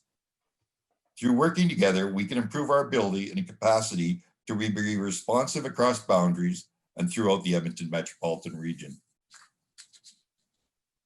Working to coordinate and optimize municipal services in those municipal service areas where it makes sense to do so not only helps to reduce duplication and inefficiencies, it allows us to increase our collective capacity and improve our ability to be more responsive. By leveraging regional economies of scale and working collaboratively, we can maximize the value and benefits residents receive from the expenditures of public funds, lessen the burden to taxpayers, and achieve more working together than we would working alone. We simply must work together in order to do more with less and plan smartly for municipal services required to support the anticipated growth in the region. The Edmonton metropolitan region is forecast to add an additional 1 million residents and almost half a million new jobs in the next 25 years. This may be adjusted in the future based on some of the things that are happening in the world today due to COVID, etc. But those are based on the current plan as of today, the growth plan. Given the forecast growth for the region, the challenges municipalities will face only continue to increase, and the municipal services and infrastructure needed to keep up with such growth will place a significant demand on limited municipal resources. And while our challenges will grow even more complex, the very core foundation of our proposed solution is a simple one. Through the MRSP, we'll work smarter and better together. In presenting today, we hope to demonstrate a clear path forward to more efficient and cost-effective regional future and set the direction for the next phase of regional collaboration in the priority service areas, including solid waste management, stormwater management, emergency management, and fire EMS. Thank you for the opportunity to provide you with my perspective, and I look forward to Karen and Sharon to provide you with further details regarding the MRSP.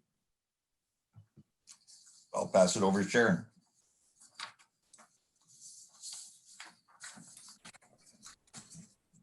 Thank you, Mayor Stewart and members of council. Good evening. It's my pleasure to be here today on behalf of the Edmonton Metropolitan Region Board to provide the background, context, outcomes, and next steps for this regional initiative. Development of the Metropolitan Region Servicing Plan was identified as a new requirement in the 2017 EMRB regulation, which also included the objectives for the MRSP. The objectives include the identification of services required to support the goals of the growth plan, to optimize the shared services to enhance the use of ratepayer dollars, to facilitate orderly, economical, and environmentally responsible growth, and finally, to coordinate planning and decisions regarding services among member municipalities, and that will ensure optimization of ratepayer dollars. The regulation also included guidance with respect to the contents of the servicing plan, and it included an initial list of services to be considered. And it listed transportation, including roads and regional transit, water, wastewater, and stormwater, solid waste, emergency services, and any other services identified by the board which would benefit residents in more than one municipality, and any other matters necessary to support the implementation of the growth plan. So the need for a servicing plan came down to planning for essential infrastructure and services in alignment with the growth plan, focusing in on regional opportunities to coordinate, harmonize, streamline regionally significant services.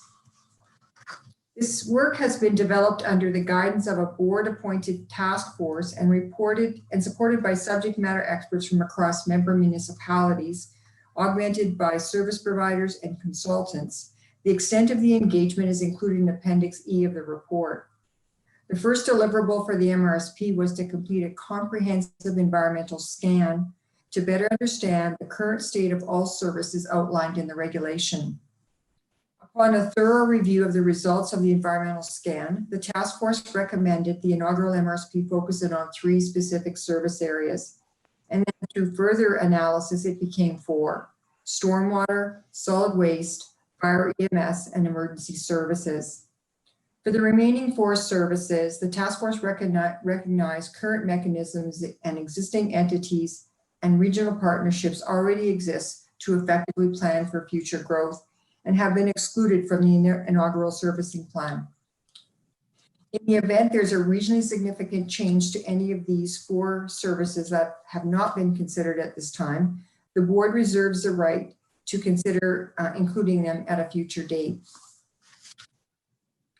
The inaugural MRSP took 2 years to develop, and on December 12, 2019, the board unanimously approved this plan. And on May the 14th, they also approved the terms of reference to establish a standing committee to oversee the implementation of the MRSP. More recently, on June the 11th, the board just approved the appointment of a 5-member standing committee to include a representative from St. Albert, Edmonton, Leduc County, Strathcona County, and the town of Devon. The MRSP represents a significant addition to the board's mandate and is intended to facilitate important regional conversations about how best to plan and coordinate the delivery of essential services and municipal infrastructure, regional infrastructure. In fact, you'll find numerous references under Appendix C of the report as to the extent to which the service areas are interrelated with the 6 policy areas of the growth plan. In its simplest form, the intent of the MRSP is to create conditions for this region to optimize services with the potential to realize greater efficiencies through working together. For some additional background and context, the 30-year regional growth plan was approved by the province in October of 2017. The plan provides an integrated and holistic policy approach to planning for future growth based on 6 policy areas: economic competitiveness and employment, natural living systems, communities and housing, integration of land use and infrastructure, transportation systems, and agriculture. The bubbles on this slide summarize the outcomes we are working towards and will result in a different look and feel for this region. Also listed here are the key strategies to inform both policies and outcomes of the plan. Note the use of language such as compact development, meaning a smaller urban footprint with higher densities, complete communities where residents can live, work, and play, and a multimodal integrated transportation systems. These outcomes are key in our thinking and planning for the future and provide the planning rationale specific for the MRSP service areas. At this time, I just wanted to point out that what we're working on represents an evolution. The servicing plan is the start of these important regional conversations about how we think and plan and respond to challenges of managing future growth, and to ensure we are sustainable, resilient, and foremost, globally economically competitive. Over the next 10 to 20 years, this work will evolve into a more robust plan based on our collective work and the implementation of strategic initiatives that we agree to through evidence-based decision-making that are prioritized to represent the regional opportunities that will benefit all citizens. I think it's important to be clear on what the MRSP is and is not, to avoid any misunderstanding or confusion. First and foremost, it's a regional strategy and a platform for regional level conversations about how to work together to effectively achieve a vision and future state for this region. Secondly, it's a focused plan on regionally significant metropolitan services, of which we have identified 4 in the inaugural MRSP. It introduces a structured process and approach for ongoing regional collaboration led by subject matter experts. The work is guided by a comprehensive set of guiding principles and includes a framework for accountability to report on the progress and outcomes of this work. All the details and more can be found in the MRSP report. On the flip side, what the MRSP is not is a plan for all metropolitan services, nor is it a replacement for existing important and effective local and sub-regional plans, planning and service delivery entities, nor a plan to define services nor service levels for diverse rural and urban communities. It's also not a plan that defines future local capital and operating plans for infrastructure investments. Finally, it's not a replacement for many important and effective initiatives being led sub-regionally among municipalities and involving other stakeholders and partners. As per the direction of the task force, the standing committee, we will be standing up 4 collaboratives which will be staged over the course of 2020, starting with solid waste. Foundational work to guide the work of the collaboratives has been completed in the form of action plans for each of the collaboratives, as well as service area profiles included in the appendix. I think it's important to just characterize the role of the collaboratives. And the collaboratives are really an extension of the current technical working groups that inform the inaugural MRSP, and they will be considered as trusted advisors to the steering committee going forward. The guiding principles established by the task force are a reflection of the forward thinking and thought leadership that went into this work. These principles will inform the values and behaviors and a set of expectations for future work. Starting at the top with big picture thinking about adopting a metropolitan mindset means we recognize we are one interconnected metropolitan region and collectively will benefit from leveraging our strengths and wisdom around a collective table. Our work is based on pursuing leading and innovative research, technology, and best practices, and to further build on, collect, and share regionally relevant data, information, and knowledge. Prioritizing regional scale service investments informed by evidence and an ever important return on investment, not intended to reinvent the wheel and leveraging all the great work underway sub-regionally that could benefit the whole region. We need to recognize the unique rural and urban service contexts that require different approaches and solutions, and to factor in the safety and wellness of regional citizens. And built on the principle of accountability to measure and report results from servicing efficiencies and effectiveness to councils and citizens. Lastly, to act in a regional manner with a unified voice.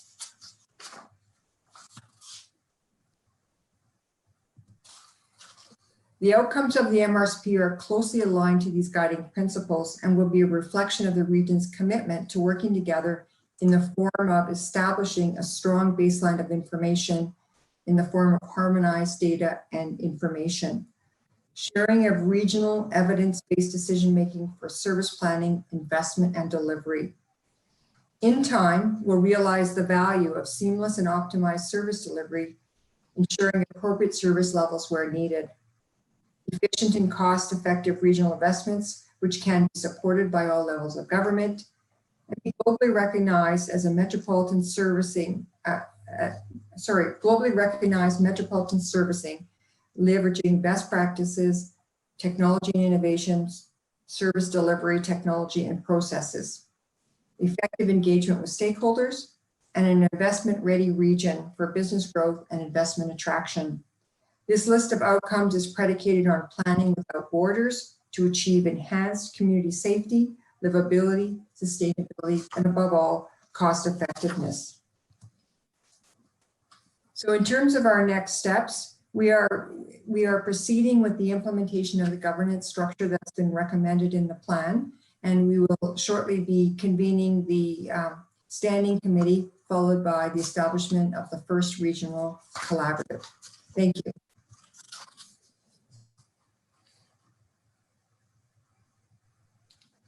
Thank you for that. Looking to council for any questions that they might have, and just a reminder to raise your electronic hands, and I will keep things in the order which the hands come up. Mayor Stewart, you're up. Thank you very much, Mr. Chair. Having been around the EMRB and seen most of this, I don't really have a whole lot of questions, but I did want to thank Mayor Ralph and Sharon and the rest of the team that put all the work in on this task force. They put a lot of work in. I went to a lot of the meetings. It was very interesting. I'd also like to acknowledge our own Tika Brougham. She spent a lot of time representing us very, very well as our technical representative on the task force. So give her a big high five on behalf of Beaumont and its council. But yeah, no, pretty proud that this is going on and looking forward to the implementation phase and when it's going to get going. So It's an exciting time to be building the region, and this is going to be one of the key tools to doing it. So just wanted to make a couple of preliminary comments before we got going, and let council ask the questions they need to ask. Thanks. Sounds good. Looking for any other councillors that have any questions or comments or such here. Okay, I'll ask one. I think an important slide was what the MRSP is not. I've been on the different boards and commissions that a person sits on. There's always the conversation around, yeah, but the MRSP is going to do that, or yeah, but the MRSP is going to do this. And I think it was nice to see that in this presentation that you guys are putting together and putting around, you know, here's the things the MRSP is not. So kudos for including that on the slide for sure. Any other comments at all from council? I see Councillor Barnhart followed by Councillor Moncalfe-Swain. Thank you, Chair, and thanks to the presenters. It's great to see you all, even if it's remotely. Good to see faces that are familiar. And I just wanted to, again, it's a little bit down the same line as what it's not. And I wonder if one of you, and I'm not sure who's best to take the question, could just help me understand why housing was dropped from regional conversations. And it's something that I certainly miss. Sitting on the Leduc Regional Housing Foundation, we, you know, sometimes feel like we would benefit from having those conversations at a broader regional level. So I'm just wondering if there's ever any talk about bringing that back to the table. I guess probably the best person to answer this might be Sharon, because she's the only one that was in the EMRB at the time the decision was made by the board. So I'm good with that. Okay. Well, I know CEO Woodchick would like to make a comment, but in terms of, that was a board decision. This incoming board had an opportunity to review the priorities that were identified in the growth plan. And there was a strong sentiment at the time that housing was not necessarily in their jurisdiction. And so for the meantime, for this term of the board, they've decided not to do any further work on it. But I will turn it over to CEO Woodchick to further comment. I actually have nothing further to say. That is what I know. I will tell you though that you are not the first person to have raised that. So if I could just maybe put in your ear then in terms of the jurisdictional question. I mean, every time I look at what's not in jurisdiction, we get grants, we get direction, we get policy in everything that we do. So to say it's not within our jurisdiction, okay, we're not solely there, and it's complex, I get that. But because of its complexity, I think we really do need, even if we don't get to where we want to get within the next millennium, we have to have those conversations. It's just really important. I'll stop there, but thank you. Mr. Chair? Yes.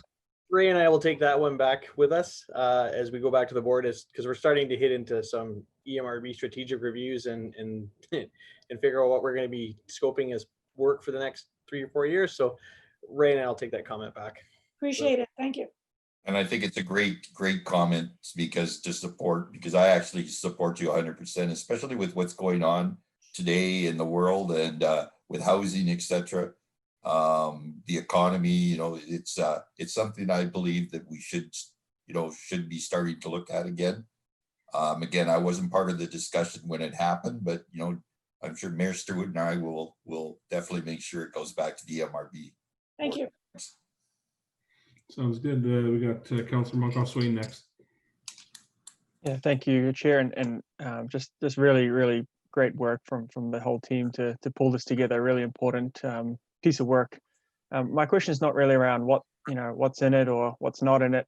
My question is around how you did it, and maybe Mayor Ralph as the chair give you a chance here. But one of the things that I really picked up on the slides there is just that recognition of unique urban and rural service context and just some of the challenges that we've seen obviously around the table with that with rural and urban. So I'm just curious, some of those challenges that you potentially went through, and if you see any potential challenges on the horizon with that urban and rural conversation that's happening around the table. I guess my thoughts on the urban and rural. When we did bring forth the inaugural plan, it was supported 100% by all members of the board. Throughout the whole process, 2 years, we did have members from the counties as well as the urbans sitting on there. It was an interesting 2 years. I'll be very honest with you. There was times that I didn't know whether we were going to get to even to the next meeting. But the biggest thing I found with everybody sitting around the table is they did have the one thing that really kept us together, and that was the regional mindset. And we all felt, I believe everybody around that table, including the working groups and everybody, believed that this is going to be better for our residents and for our region in the long run. So it was better to work together and come up with some solutions and make some decisions. And so, there's still some discussion out there by, some municipalities or some that, they don't understand why certain things are in the plan, such as stormwater. But, when you really sit back and think about stormwater, water doesn't have any boundaries. It'll flow wherever it has to. And, if you look at some of the storms we've had, even the storm we just had 2 days ago, the amount of water that's coming with the rain, it's something that we need to look at on a regional basis, because the 100-year storms are now 50-year storms, and they seem to be even getting shorter times. So, again, it's just a matter of working together and coordinated. And as I say, I felt it was a tough go, and as I say, I'm not gonna not admit that, but at the end, as I say, everybody just thought and came up with the agreement that this is the best way to go for our region. So yeah, that's great. And I think that the key, the ultimate part of this is that word unanimous, right? And so congratulations on being able to pull that off to this point. So really good work and really positive sign for the region going forward. So thanks for your efforts. Yeah. I just want to make sure that this was just not myself. This was all the members of the task force and the people like Tika who was involved. Like, they're the ones that people behind the scenes made this happen, and everybody did their homework and made sure that when we came to the table, the information was available and the homework had been done, and it made it a lot easier to try and get this done in a 2-year time period. So we were very limited on time to get this done. So, but we managed to do it. So, and that's off to Sharon and to our chair. So thank you. That sounds good. And just pointing off that question, like it says the next steps here are implement the governance structure and establish the regional collaboratives. Do any of the presenters, do you guys see any challenges in implementing the governance structure as we move forward? We've already established at the last board meeting, we established the committee, for the political side of it. We're going to be standing the first committee. The working group will actually be on solid waste.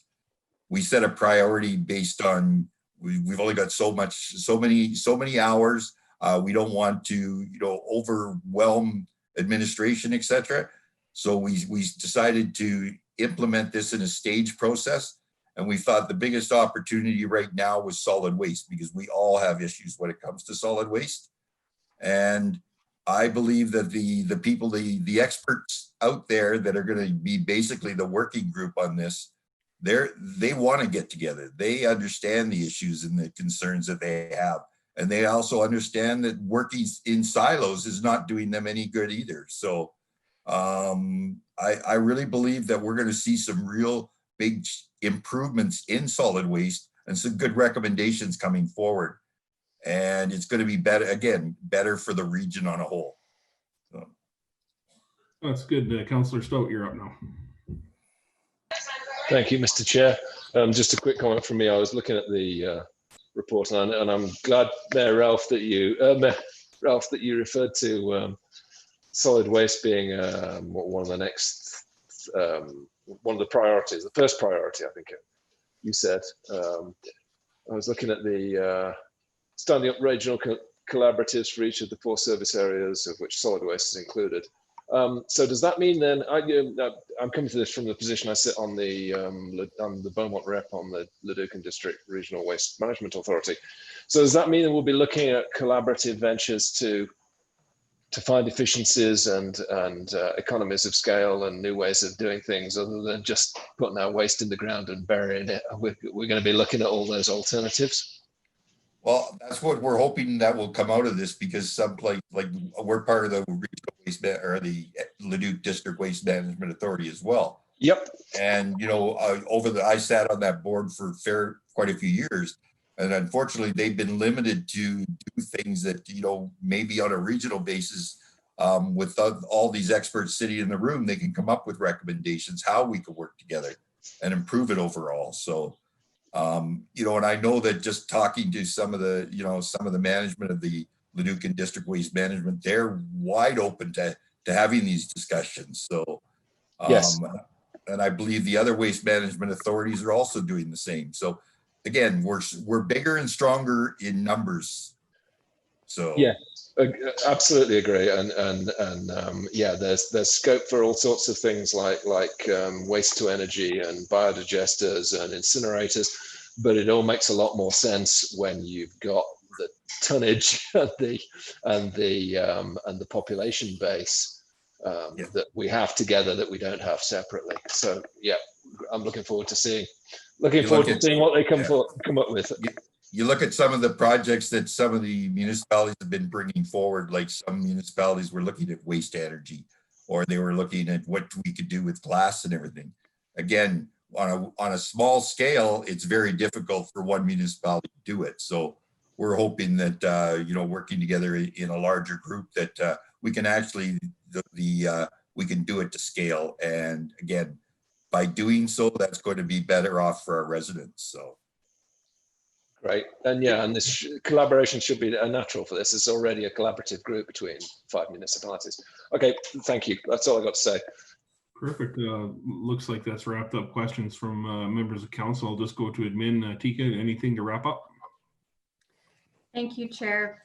So thank you, Karen and Sharon and Mayor Ralph, for your presentation and dedication to this initiative. The Metropolitan Region Servicing Plan is the direct result of strong regional collaboration and your leadership. Thanks for taking the time to engage our community and the committee on this important work. We hope you'll come back soon to present again as the board moves forward on all the other important strategic initiatives that are ongoing right now. So with that, I'll say thank you and have a great night. Thank you. That sounds good. Just looking for a motion to accept that as information. Yeah, Councillor Stout. All in favor? So moved, Your Worship. Say aye. Thank you. Aye. Aye. Yeah, carries unanimously. Perfect. Thank you. Have a good evening. Yeah, you bet. Thanks for coming. Appreciate it. Sorry, Steve. I should have said Mr. Chair, not Your Worship. I'm sorry.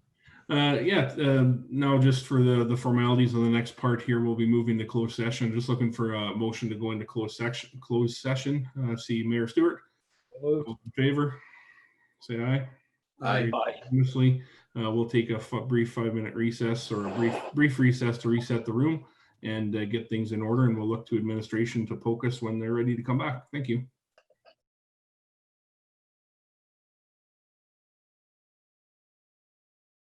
Perfect. Welcome everyone back to the June 16th Committee of the Whole.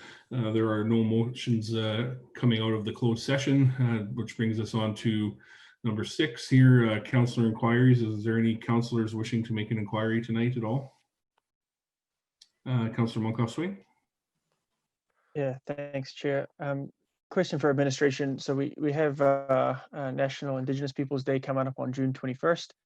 You know, previously the Budget Council had put forward some funding to go towards that. Obviously, COVID has put some challenges towards what we can actually do. So I'm just curious, from a city's perspective, about what our plans are to celebrate an important day in our community. Okay. All right. Yes, thank you very much. I'm going to turn this over to Kendra. All right. Well, thank you for the question, Councillor Monkoff-Swing. So as you know, our complete community acknowledges that Beaumont is part of Treaty 6 traditional territory, and we commit to building and fostering long-term relationships with Indigenous residents and communities. We have other master plans that talk about being respectful and inclusive of all residents, including gender identity, ethnic background, Indigenous people's culture. So we have done some internal work on that. So we've been working through developing an inclusivity program, which will include activities to develop relationships with Indigenous communities. The project charter right now is just being reviewed for that. Administration was also, as you mentioned, tasked with organizing an event to mark Indigenous Peoples' Day in June 2020. That has been postponed due to COVID-19. While working on the planning of the event day, the team with the city's stakeholder relations analysts met with staff members from the city of Edmonton and the town of Devon. They've got extensive knowledge in Indigenous relations within the municipal world, and they emphasized to us that the most important consideration is to work with, not for, Indigenous people on programs and activities that represent or affect them. So based on this conversation, we took immediate steps to reach out to Indigenous communities and focus on building that relationship with them. And so as a result of this approach, it's anticipated that this year's activities are going to be on a smaller scale. They're most likely going to take place actually in conjunction with Alberta Culture Day in September 2020, based on COVID-19. It is hoped that based on these new relationships that we've developed, that the city's going to have direct input from Indigenous communities on what programs and events they would like to see in future years. So as we know, Sunday, June 21st is the National Indigenous Peoples' Day, and the city is making a proclamation to declare this day as National Indigenous Peoples' Day in Beaumont. And there will also be a flag raising event with, I believe it's tentatively scheduled for Friday, 9:30. We will be raising the Treaty 6 flag as well as the Métis flag, and having an elder come and speak to us. So that's where we're at. We're just definitely wanting to make sure that whatever we are doing is with the Indigenous community, not how we think that they want to be celebrated. So we're just being really cautious of that as we step forward into these uncharted territories. So. Just a quick follow-up, if you don't mind, Chair. Yeah, please. So thank you for that comprehensive response and all the work that's gone into it. Just want to clarify, you said that this Friday, you're looking at a flag raising ceremony this Friday morning? Yes. Okay, and we'll yeah, that just all came together today. Like yeah, no, I appreciate that. And so obviously this is open to the public, and we'll use all our communications to try and push that out and encourage all people of Beaumont to come and participate in that. That's a challenge with COVID-19. To be honest with you, we're going to be videoing it and having that available, but it's not something we're going to be encouraging people to attend in person. We have been working with our consultant on that, but that is, there's COVID-19 sensitivities and having too many people, it's a small space. Oh, and I should also mention, once this flag is raised, it will be placed in city council chambers as well. But you can maybe speak a little bit more if you have any more knowledge on that aspect of why. Just trying to minimize physical, like mass gathering. I get minimizing. I don't know if 0 is the answer. So is that what you're saying, that the whole thing is virtual? I wasn't quite sure. Or is it a few people? Limited amount of people present, small gathering. Okay. To be determined. Okay, I appreciate this has just come together. I'll let you guys figure out the details. One of the top, as Alberta Health is reporting, one of the top spreaders of this, for lack of a better explanation, is social gatherings. So as a city, we don't want to be creating those social gatherings. I get it, they have 100 maximum and 50 indoors, and that's all fine. But I'm a little hypersensitive to that. So we're going to do this as much as we can virtually. Okay. And to be clear too, Councillor, that there is an invitation, I'm not sure if it's been accepted yet, to an elder. And I think there's some conversations happening with the NNA as well to have some representatives too. So it's not just going to be the city doing it. There are going to be some people here. It's just going to be a very small group. And we're cautious, as Mike said, about opening up to the public and creating a larger gathering. which is fairly actually consistent with what's going on in other municipalities to do the same thing. Okay, sounds good. Is that all, Councillor? That's me. Yeah. Thank you. Cool. I don't see any. Councillor Hendricks, your hand is up. Is that? Yeah, for- just under councillor inquiries. Earlier today, I sent in an email from Premier RV Storage, Mrs. Goodrow, just looking for some update direction on what may or may not be happening with the drainage situation in that corner. I've reached out. I'm asking the administration if they wouldn't mind responding to Premier RV Storage, Mrs. Goodrow, in lieu of myself. I think that's the better channel. Yes, thank you, Councillor Hendricks. That inquiry was forwarded to our area. We have corresponded with Ms. Goudreau in the past about this particular matter. We'll be synthesizing that material and providing that to her. As for that coming back to council as per your notice of motion, we are aiming for August for that to be able to be ready. Hopefully July, but we're just trying to juggle a few things here. But we're getting that pulled together as quickly as we can. Great. There's a lot of different outstanding material on that. Okay, thank you. Thank you. You guys are moving lots forward, so thank you. Martin? Thank Councillor? you. Thanks. I apologize I didn't put this on the docket, so if you can't answer me straight away, I'll understand. I was just wondering, did the Ella report ever get made public? Last time I saw it, it was a draft, and I was advised that it wasn't at that stage ready for public consumption. But that was the last I can remember hearing or seeing.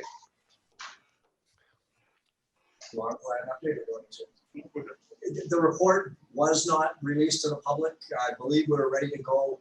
What was it, 4 months ago? And why we COVID.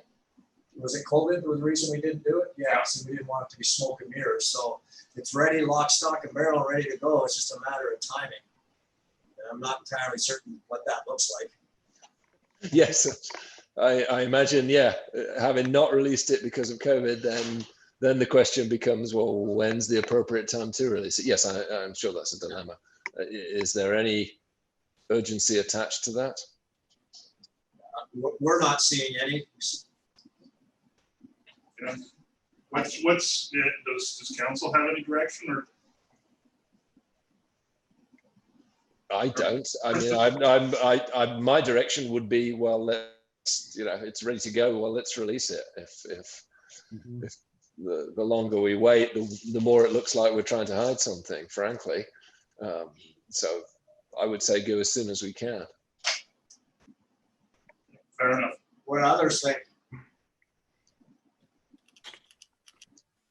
Well, let me ask you this: are there any objections to us doing that? Not really, no. Yeah, I think that if you've released it, or if it didn't go because of COVID and COVID is still here, then when is the right time? That becomes the question. The information is the information. It is what it is. So yeah, I don't know what other councillors think. I was thinking stage 3 when we got back to normal to be doing that sort of stuff, but Yeah. can't afford to have the community divided, but if rest of the council feels it's okay to send it out, I'm fine with council. If I may. Yeah, I got Councillor Munkoff Swain's hand went up and Bill at the same time. Councillor Munkoff Swain. Yeah, I mean, at the end of the day, it's a report. I'm looking forward to chatting to the community about it. Let's get it out there and when we can. So I got no worries about the timing on it. If it's ready to go, let's send it. Councillor Dunlop. Thank you, Mr. Chairman. My only thoughts may be it's of course ready to go. That's great. I mean, any end of the month would be fine for me. We've got the next 2 weeks. Our plate's very full. I'd like to be able to have the next 2 weeks of getting our council work done and maybe release support at that point and get a chance to engage some citizens one-on-one when they see the report coming out there. So a couple weeks from now, wouldn't bother me to wait a couple more weeks. It's been several months already. Let's get the next 3 weeks under our belts with all that we've got going on, and then release it after that. Or tomorrow if the council feels that strongly. But a couple weeks more wouldn't hurt. I don't think. Let us focus on what the next few weeks are, and then be able to address the report more openly, more formally. I can make a suggestion then, if council's fine with waiting just a little bit longer, is we may have a pretty significant announcement coming out, as you're aware, around broadband and NUCO, that if we were to proceed, make that announcement and follow it up with the Ella, it'd be nothing but positive. But that may not occur in the next couple of weeks, and then we could set a drop dead date and then we send out the Ella report. It's your choice. Yeah. Councillor Hendricks? Yeah, and I wasn't sure if we could discuss that or not because of how that was discussed earlier. I thought we were going to do some editing on this report to tie that in. Yeah, we're into an environment where we should be in camera. Mm-hmm. Yeah. So. Okay, well, let's leave this conversation where it is parked right now, and we'll move on to any information items. The information items that anyone is wishing to bring forward. Move on to emerging issues. Is there any emerging issues that any council member would like to raise? I'm not seeing any blue hands or waving, so thank you all for your patience. So, Mayor, what did you raise there? Yeah, no, I just wanted to throw in one last thing. If everybody's made a thing, I wanted to thank you, Councillor Van Newkirk, for your stint as deputy mayor. I'll probably do it again at next council meeting. But chair these types of meetings, especially when your computer freezes up, is not the easiest when we're working apart. So I just wanted to give you the virtual round of applause. Yep. And over the last Thank you. 6 months, 8 months. So appreciate the help. It was awesome. Yeah, thank you. It's been fun and been challenging, and it's been really good. So, Martin, you get the torch next. So with that, I guess we will adjourn the committee of the whole meeting for June 16th, 8:35 p.m. here. Thank you, everyone. Thank you. Have a good night. Good night.